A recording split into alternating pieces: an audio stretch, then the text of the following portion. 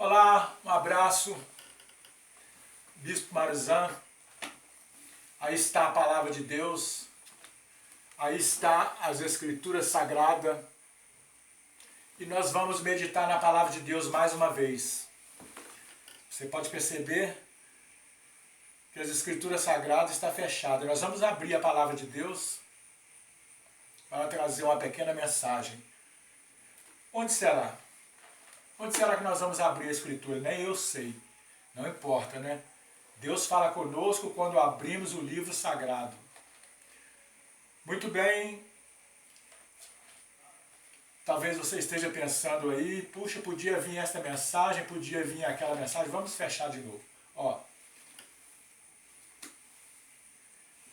Bispo Marizan e equipe. Muito bem. Abri a Escritura Sagrada. No Evangelho de Mateus, Mateus 15. Mateus 15. O que será, hein? O que será que tem para nós? Jesus e a tradição dos anciãos. Então alguns fariseus e escribas vieram de Jerusalém até Jesus e perguntaram: muito bem, por que os seus discípulos transgridem a tradição dos anciãos, pois não lavam as mãos quando comem? Jesus, porém, lhes respondeu. Repete comigo. Jesus, porém, lhes respondeu.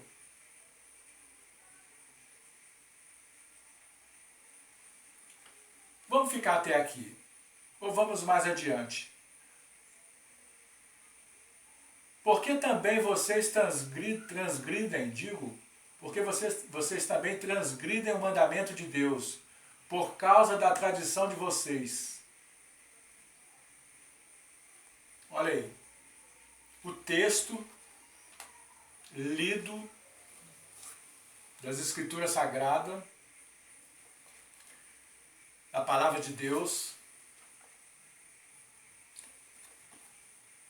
está chamando a nossa atenção. Abrimos a Escritura, como você viu, não foi nada premeditado. Vamos ver, por que é bom fazer assim? Porque vem uma unção fresca, vem uma unção diferente, vou dizer uma unção nova. Porque muitas vezes abrimos a palavra de Deus em textos que outras pessoas já pregaram. Você já percebeu que muitos pregadores, quando abrem as Escrituras Sagradas, para trazer a mensagem, a pregação, geralmente traz a mensagem, a pregação de outros personagens da Escritura Sagrada. Às vezes a gente ouve dezenas, centenas de mensagens, milhares, anos e anos a fio, décadas. Até mesmo na escola dominical, quantas lições da escola dominical repetida, quantos milhares de vezes você vê falar sobre Abraão, sobre Davi. Que bênção! Mas e a nova aliança? E o Novo Testamento? Eles vêm só com personagens da antiga aliança, do Antigo Testamento. É bênção sim. Mas existe a nova aliança. Existe o Novo Testamento. Por que você vai ficar então somente trazendo a palavra, trazendo lições da escola dominical, trazendo as pregações dos tempos, de personagens do Antigo Testamento que a gente já ouviu milhares de vezes. Mensagens repetitivas. E o Novo Testamento? E a Nova Aliança? E os personagens do Novo Testamento, da Nova Aliança? A gente não ouve pregar, você não ouve pregar sobre os apóstolos, o Silas, Timóteo, Barnabé, enfim, são Apolo, até mesmo Pedro, Paulo, Tiago, não abordam esses personagens da Nova Aliança do Novo Testamento. Muito bem. Então, pregador, pregue sobre a Nova Aliança, sobre os personagens da Nova Aliança, do Novo Testamento. Na escola dominical você também escreve revista de escola dominical, lições de escola dominical, por que não aborda os personagens do Novo Testamento, das Escrituras cristãs, da Nova Aliança. Muito bem, vamos ver aqui Jesus e a tradição dos anciãos. Quero te lembrar que o título foi a editora, foi a gráfica que colocou, né? Não existe título, capítulo, versículos. Tudo isso foi o homem que colocou. A palavra, a escritura, talvez fosse melhor se tivesse sido paginada. Ao invés de colocar versículo, capítulos, tivessem paginado a escritura sagrada, né? Numerado as páginas, porque capítulo e versículo muitas vezes tiram o entendimento, atrapalha a interpretação do texto, do que está escrito. Porque o capítulo e o versículo dão uma ideia diferente muitas vezes. Então alguns fariseus e escribas vieram de Jerusalém até Jesus e perguntaram. Aqui está falando de dois grupos importantes, né? Então alguns fariseus e escribas vieram de Jerusalém até Jesus. Fariseu e escribas. Os escribas eram aqueles homens que faziam cópia das escrituras sagradas. Não existia imprensa naquela época, Gutenberg ainda não tinha existido, né? Só lá para o século XII, XIII, por ali assim. Então a escritura sagrada, ela era copiada manualmente, no pergaminho de origem animal, no papiro de origem vegetal. Então os escribas eram aqueles homens, entre outras funções, a principal era copiar as escrituras sagradas, reproduzir a palavra de Deus, para que as pessoas então tivessem acesso às escrituras sagradas. Não era muito fácil ter acesso às escrituras sagradas exatamente pelo fato de existir poucas cópias, né? Eram copiadas pelos escribas manualmente, não existia imprensa ainda, então existia poucas cópias das escrituras. E os fariseus era uma denominação judaica, assim como tem as denominações evangélicas e protestantes hoje, também no judaísmo, ou seja, na religião dos judeus do Antigo Testamento, das escrituras hebraicas, no período antes de Cristo, tinha as denominações. Fariseus, saduceus, herodianos, zelotes, uns falam partido, mas na verdade eram denominações, né? Cada grupo era povo de Deus, seguia a antiga aliança, as escrituras, mas cada um tinha a sua visão, né? A sua doutrina, particularmente falando, como hoje. Então alguns fariseus e escribas vieram de Jerusalém até Jesus. Foram personagens importantes, fariseus e escribas, né? Mas muitas vezes eles puxavam para a sardinha para a sua lata, para os seus próprios interesses, né? Pelas suas próprias visões, e isso atrapalha. Mas o certo é que alguns fariseus e escribas vieram de Jerusalém até Jesus. Jerusalém, a cidade sagrada.